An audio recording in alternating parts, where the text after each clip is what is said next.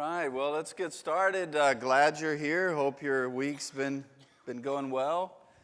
Guess you've survived the storms. Welcome to Oklahoma, right? Last year we had ice storms. This year we've, had a tsunami. I mean, it's just welcome to the joys of Oklahoma weather.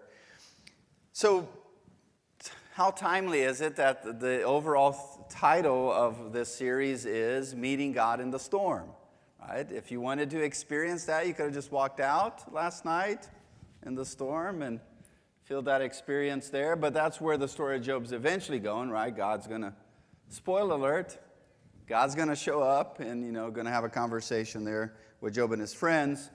But the idea is dealing with pain and suffering. How does faith play a role in the theme of pain and suffering? And we're addressing that through the story of Job. And the story of Job taps into a lot of different layers of that conversation. All the way from how is God managing the universe, right? How about God's sense of justice? How about are the wicked punished? Are the righteous blessed? And that's already kind of going into that, especially since we looked at events in the heavens, in the realm of God, and we kind of had a sneak peek into his throne room, into his courtroom, his seat of judgment and government of the universe. And you would think that would be insightful, but it actually, I think, created some issues, some struggles, added to the tension about how God is managing the universe, especially then as Job becomes an illustration, a case study, if you will, of all that. Job responds in very impressive ways twice over there as his life and things around him completely fall apart, how he responds very impressively. And, I made this comment before that to those two times there in chapter 1 and 2, I often felt very disconnected. I'm like, wow, I don't respond that way. I actually break down with a lot less and really, struggle and contemplate and complain and wonder about God and then, have all kinds of suggestions to God how to make things right. But Job responds very impressively. However, there in chapter 3, Job becomes to sound a lot more like human, right? I think he's very depressed. He's struggling. He's mourning. He's lamenting. He has suicidal thoughts, or at least the idea of contemplating and welcoming the idea of death, and really wishing he had actually never been born at all. And so very intense, and that leads into a conversation with his friends. Jeremy, covered Sunday night the idea of how we are to be more supportive and how we can play a better role in helping others that are struggling and how we can play a more involved, active role in being helpful to people. As his friends start out doing, they come, they're overwhelmed, they're in grief with him, and they sit having, no explanation to offer. Until then in chapter 3, Job starts to really open up his deepest struggles. And then his friends don't handle that well. I wish we could walk through every single verse of, 40 plus chapters there, which we can't. But I'm going to summarize 3 main points the next couple, 2-3 Wednesdays. We're going to look at 3 main points the friends are arguing, and then 3 responses that Job has to that. Because from chapter 4 forward, they're really trying to wrestle with making sense of the story of Job, and really from there having a broader conversation about pain and suffering and the role of God and how humanity should respond and, what happens and who does what and who's responsible for what. And you can imagine that's not just a philosophical conversation. It gets very real, very personal. especially since Job sits there almost as like the case study. Right? And the conversation is a lot, people get very intense about it, especially when it touches to the root of your theology, your understanding of God and the way the world functions. And when it taps into that, people get very intense, sometimes defensive, sometimes accusatory, and so forth, confrontational, as we will see. So, the first claim we're going to deal with and Job's response. That's all we're dealing with tonight, but I think it already gets into some deep things. Because overall, once again, this conversation inevitably touches into the concept of the justice of God.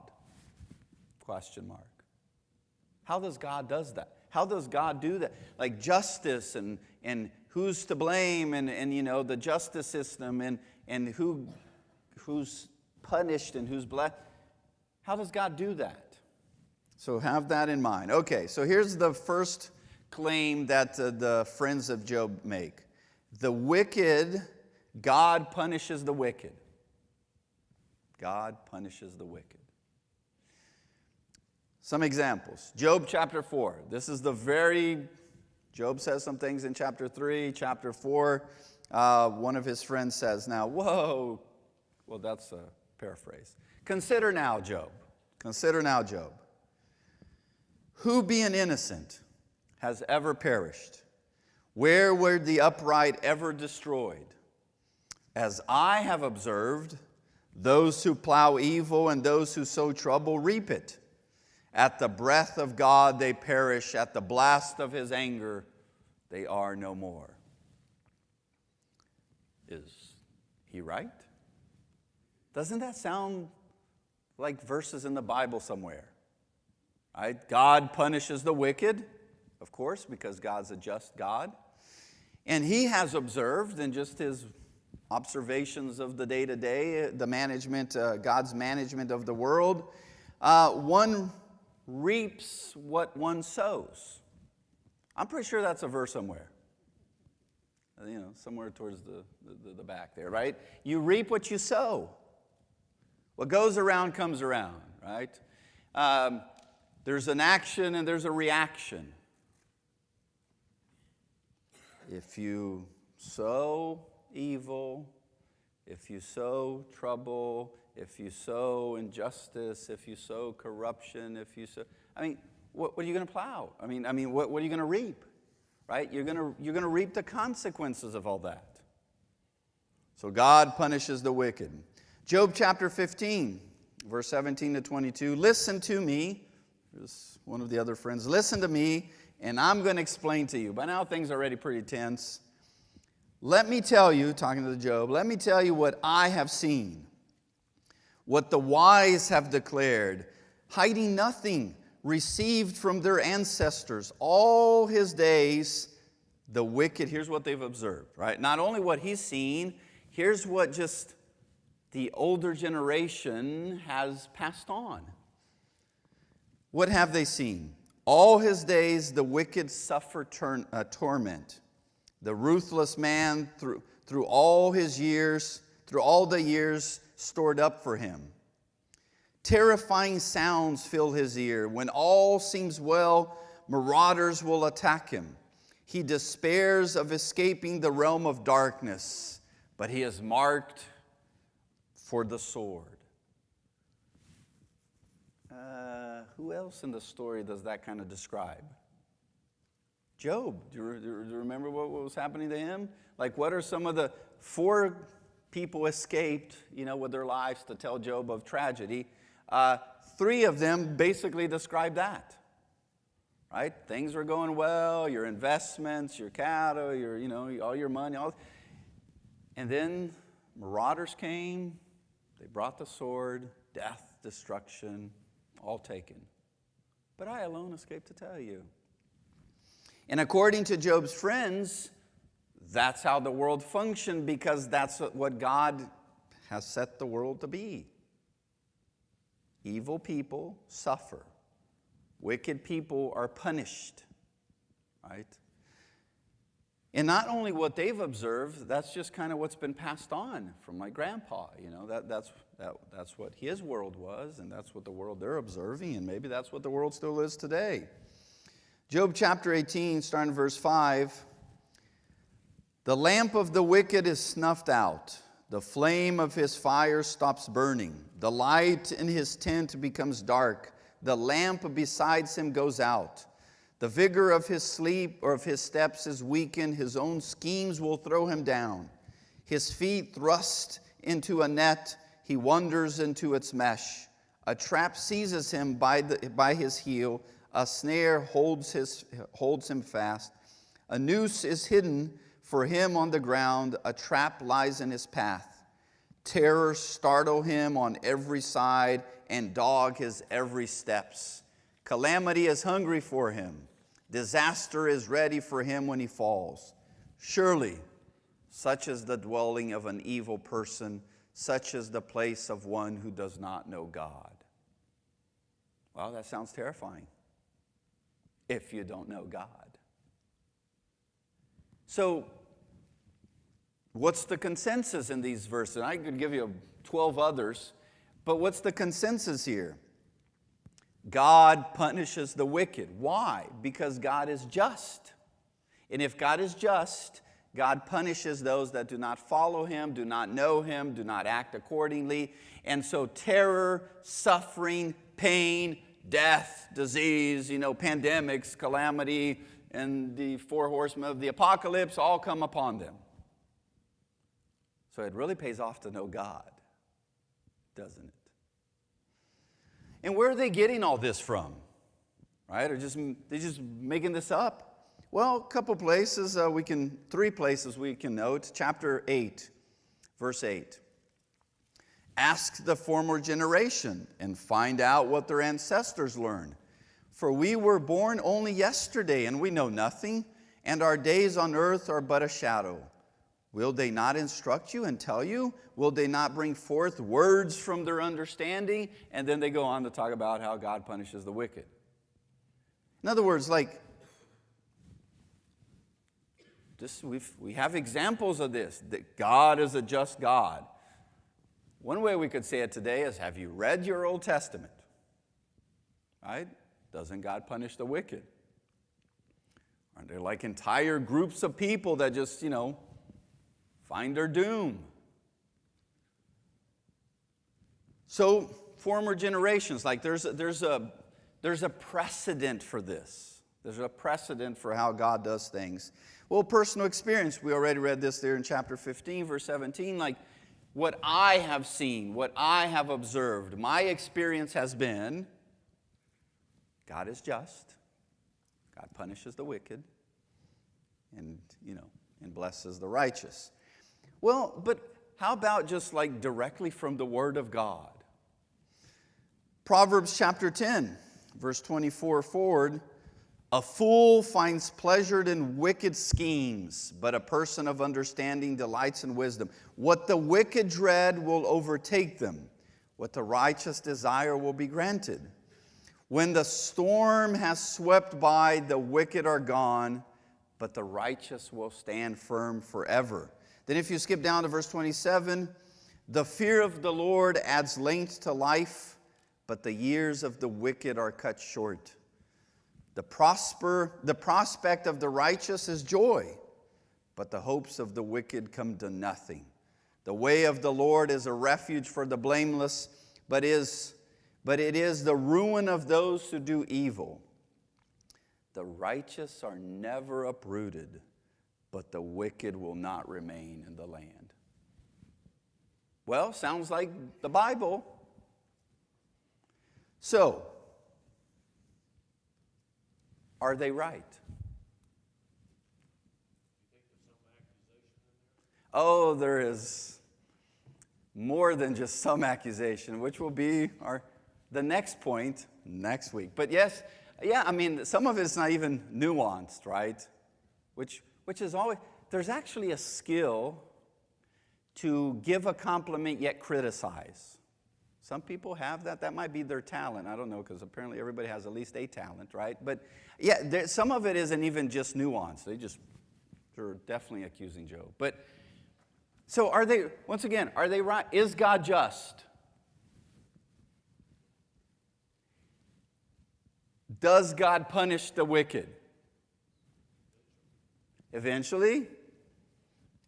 Does God bless the righteous? So, they're right. Well, now to the rebuttal. Here's Job's point. Now, they're making a claim. They're not stating possibilities. They're not like, now, you know what I'm thinking? God is just. God punished the wicked.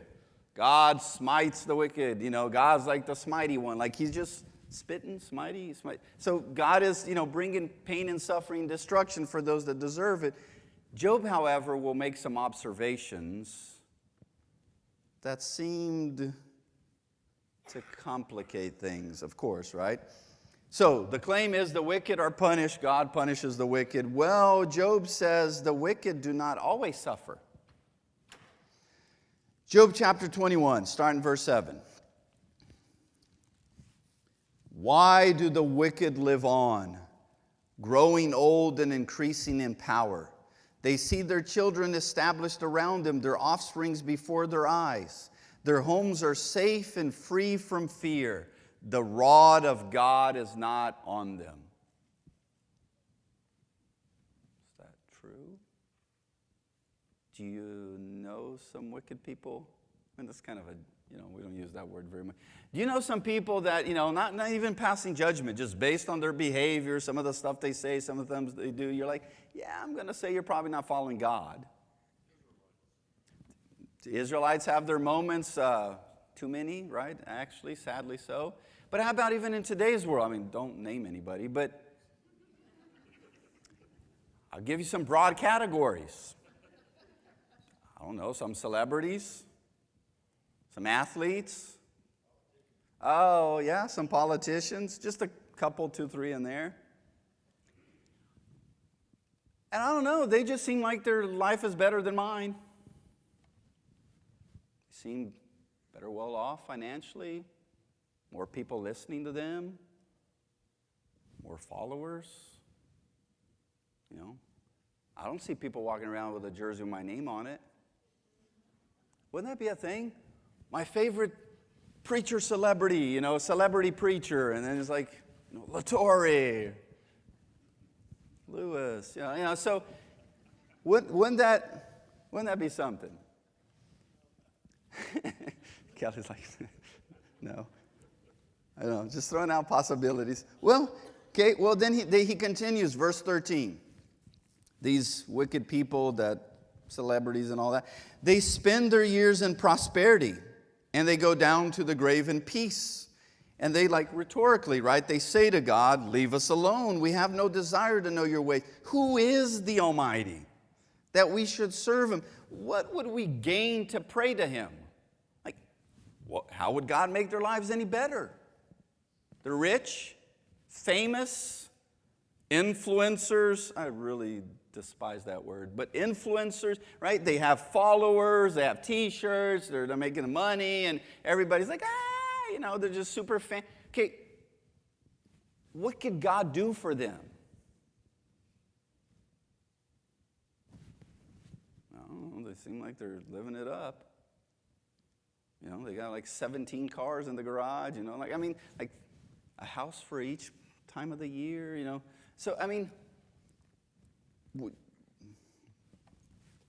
God, leave us alone. What would we gain? Why would you pray to God? Like, what is he going to do that you don't have? Then verse 17, yet how often is the lamp of the wicked snuffed out? How often does calamity come upon them, and the faith of God allots in his anger? How often are they like straws before the wind, like shaft swept away by a gale? It is said, God stores up the punishment. Okay, so he's like making that point. How often are they really punished?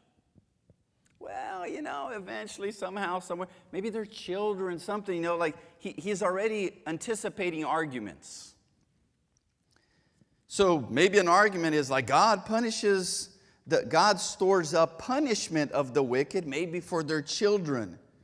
So here's back to Job. So he's quoting somebody that might be saying that. Now it's back to him. Well, let him repay the wicked, so that they themselves will experience it. Let their own eyes see their destruction. Let them drink the cup of the wrath of the Almighty. Yeah, but when does that ever happen? When does that ever happen? Yes. Yeah, but he's like, I don't even get to be tempted in rejoicing when the wicked fall. When are they falling? Right? When are they falling? Yeah, I mean,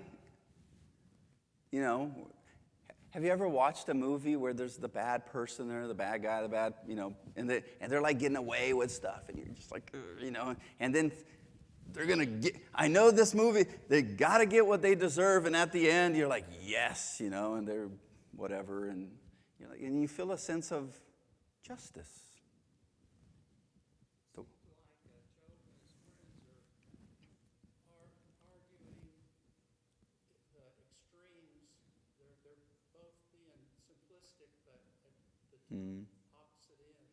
yeah, they're definitely, like I said, I think by now they're not very friendly to each other anymore, right? I think that boat has sailed. They start out with Job, and then that kind of like taps into a grander conversation. And then they take some very like clear-cut, opposite ends kind of arguments. And then there might be a whole lot of in-betweens, but they're just like making the key points. God punishes the wicked. Well, no, God doesn't always punish the wicked. Does he ever punish the wicked? So now he's kind of, being facetious a little bit, but seems like more of those wicked people have happier lives than they should. Well, once again,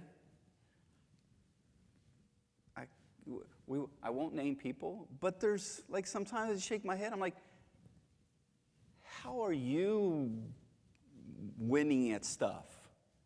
How are people following you? How are you getting elected? And that just crossed the board. How? Most elections, once again, I'm unhappy with most of it, so don't hear me promote anybody here. Most elections, when we get to two candidates, that is the best we have to offer. May God have mercy on our souls. And I've said that in Brazil, here, just how are those people succeeding? Like, who's following them? Who's promoting them? Who's buying their merchandise? And then there's all kinds of excuses. Like a few years back, some athlete, it's video of him like socking his girlfriend, and she just, and like people came to his defense. It's like, what? Am I in the twilight zone? What is happening here? And then there's these big people there, celebrities like defending and should get fired. Does that really deserve to get fired? I'm like, what is happening? You see what I'm saying? And there's a huge list of folks that fit in some of those categories. And God forgive me, I might be judging some of them. I'm sure they're wonderful people somewhere, But apparently I'm not the only one. Job, who knows how many thousand years ago, was contemplating something similar. Apparently that's been a problem.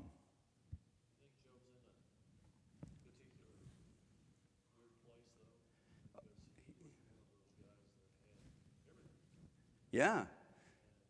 And now he has nothing, right? Or maybe less than nothing. Yeah.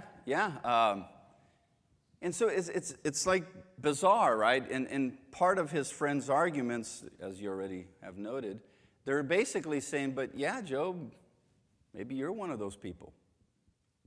You seem to have had everything. Maybe God decided, you know what, man, I'm going to start.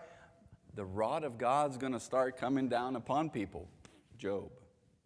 Right? And so that's the whole next week. And once again, if you remember Job's lament in chapter 3, here's a part of it, starting in verse 20.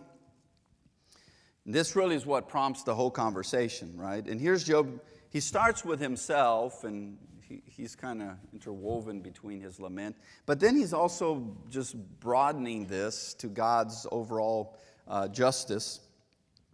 He says, "Why is light given to those in misery, and life to the bitter of soul, to those who long for death that does not come, who search for it more than for hidden treasures, who are filled with gladness and rejoice when they reach the grave?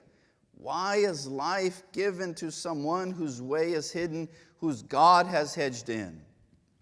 For sighing has become my daily food, my groans pour out like water. What I feared has come upon me. What I dreaded has happened to me. Have no peace, no quietness, no rest, only turmoil." Didn't we just read Proverbs somewhere that, like, you know, the wicked, what they fear will come upon them? It's like Job's quoting that to his own demise in a sense. Like, I was worried that might come to, what's happening here? How's God unleashing these things? Like, is it random? Is there a reasoning to it? Is there steps, or is there criteria? Is it just kind of willy-nilly? Like, what's happening here? Well, and in true fashion, we're not going to resolve that. We're just going to note it. But there's some things I want us to learn from this, because we need to be in that in-between place. We need to be feeling the tension. And I know if your brain's anything like mine, you're trying really hard to solve this. But at the end, God shows up, or then Job's right, his friends are wrong, his friends are right. Then Jesus, we all go to heaven. Like, you're trying real hard to fix it. Because we don't like this in between. This, like, who's right here? His friends right? It sounds right. But there's a certain layer of, like, uncomfortableness, because, wait a minute, is this fitting Job?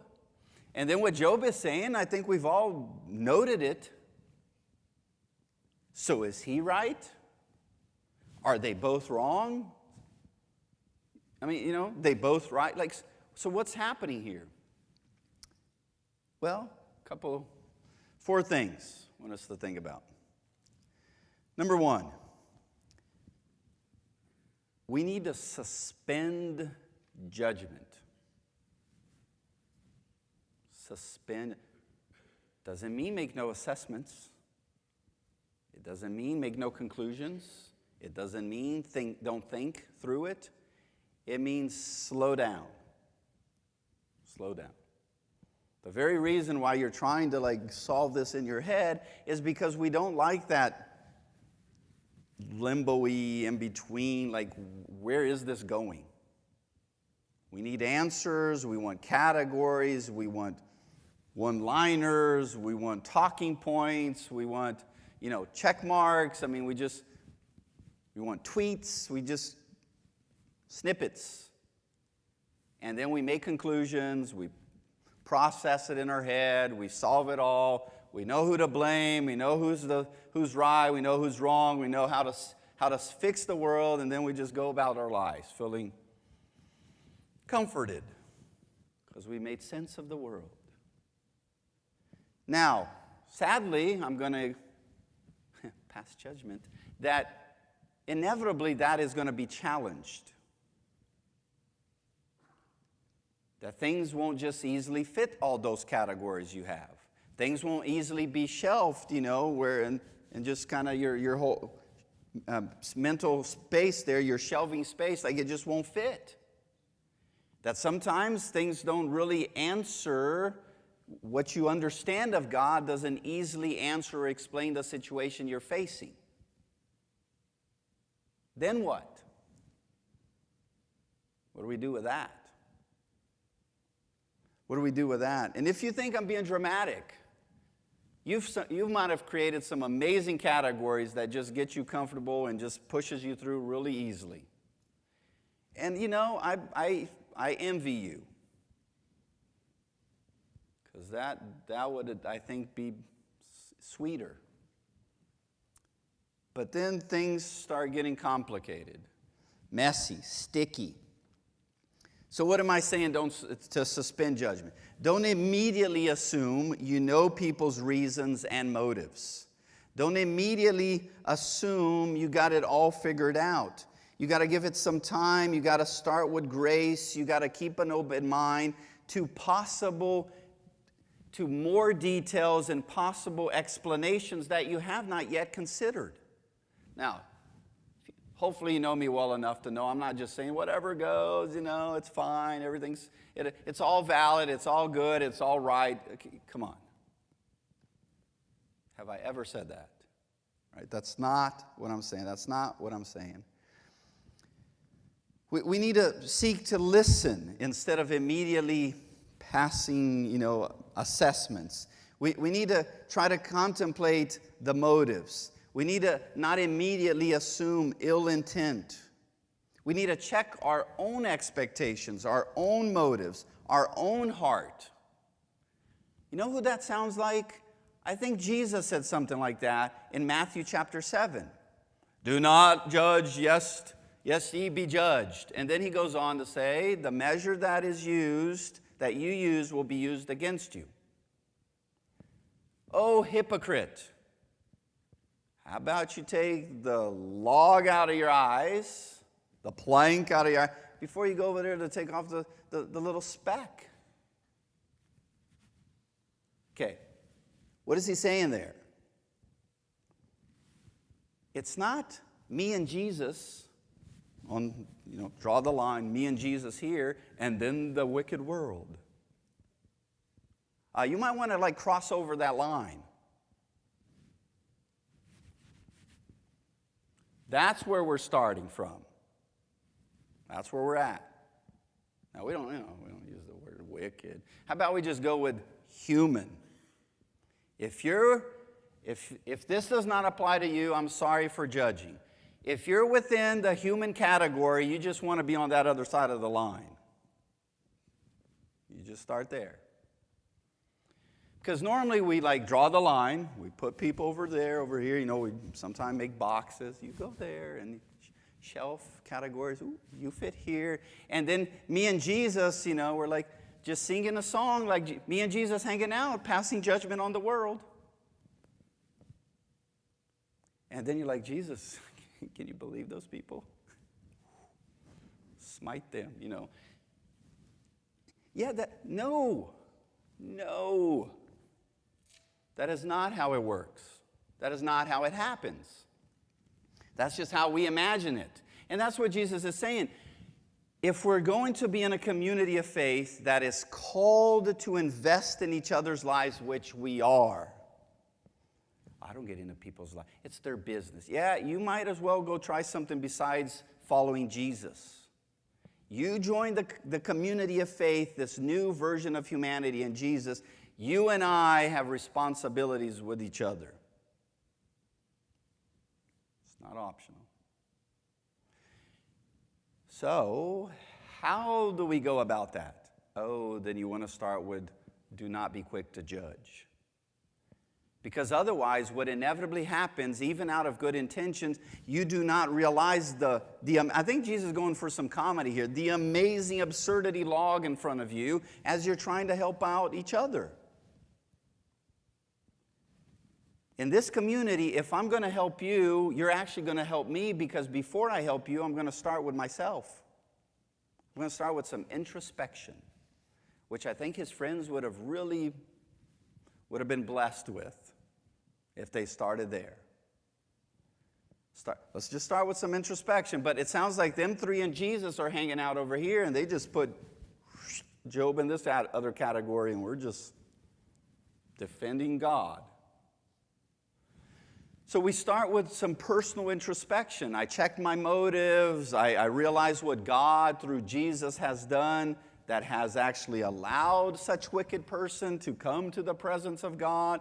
And so as I'm doing all this work and I'm contemplating my own motives as I approach, so that all creates the right vibe and environment for you and I to be connected as we then address your spec. And then we go from there.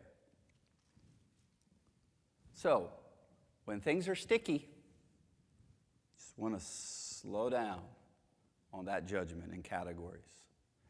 Once again, you think, have you ever watched the news? Social media. They get a snippet of somebody saying something 10 years ago, and then off we go to crucify everybody. Thankfully, I grew up in a time where we weren't recording everything I did. Now, like, they're excited to record. I'm like, are you for real? Like, you put the phone down, right? Then go do some stupid stuff. Don't record it. So,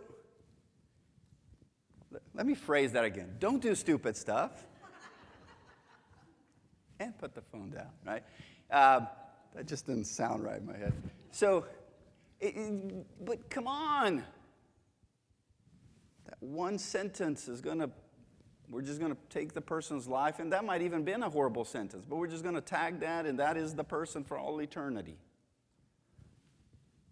Have you looked at your own plank? Like I said, I think it's sound to start there. Number 2, tolerate gray. Once again, you might start to get anxious because you think I'm saying what I'm not saying, or maybe I'm getting too close to saying what you really don't want me to say, that somehow it's nothing matters, and and postmodernism, and my truth, your truth, and his truth, and somebody's. That is not what I'm saying. That is not what I'm saying. But situations, as well as people, are seldom simplistic, are seldom single-layered. The truth is that life is complicated. People are complex. Situations are messy and sticky.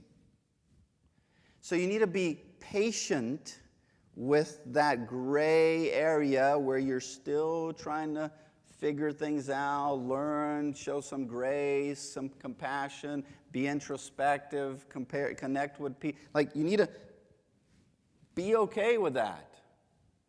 As it's progressing, it's not that we're just stuck there forever, but time, effort, introspection, the right attitude, the example of Jesus, in a relational setting, we start getting places. You know why I don't get online to pass judgment upon the world and share my opinion, which, trust me, I have many.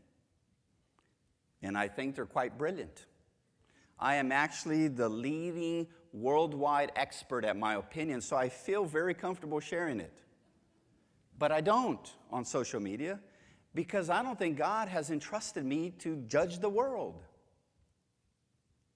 How about I just start with some people that I know? Some interaction, some connection, some people I can be invested in, and they can be invested in me. I'm quite confident that God is capable, without me, to manage the world. It's hard to believe, I know, but He is. Now, that doesn't mean everything He does, I'm like, oh yeah, that makes sense. Right with you. I don't get a lot of it. Apparently Job didn't either. But his friends seem to get it all worked out. So you got to tolerate that. And here's another point to this. You can have apparently conflicting statements be true. Let me illustrate before you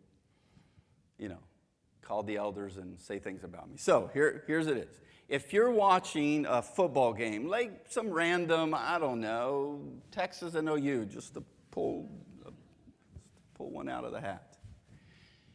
And you watch those first 2 minutes of, I don't know what that, like the apocalypse, right? I was in awe, confused, pinching myself, laughing, crying. Did I say confused? What is happening? Is the real game going to start soon? Or is this like, oh, just kidding, we just made that up, so yay, and we just start there. Like, what is happening? Now, from where I was sitting, which was in our house, in my lazy boy chair, did I have a complete, all-comprehensive understanding of the truth of what was going on? Think about that. First of all, I'm not there. Number two, I'm not any of those people playing. Number three, I have no idea what's going on. I really had no idea what was going through their head. Like, I thought football was you tackle somebody. I don't know. They're just like, yay, just prancing around. And like, ooh, he got by. Let's try it again. So I don't know what's happening in their heads. Neither they, right? Maybe they weren't told you're supposed to tackle. I don't know. Maybe that's not self-evident. And so, on top of that, I am only seeing what the cameras have chosen to focus on. Does that make sense? So, if you're somebody sitting in the stands, you have a different view of what I'm seeing. Do you have a complete view? Well, no.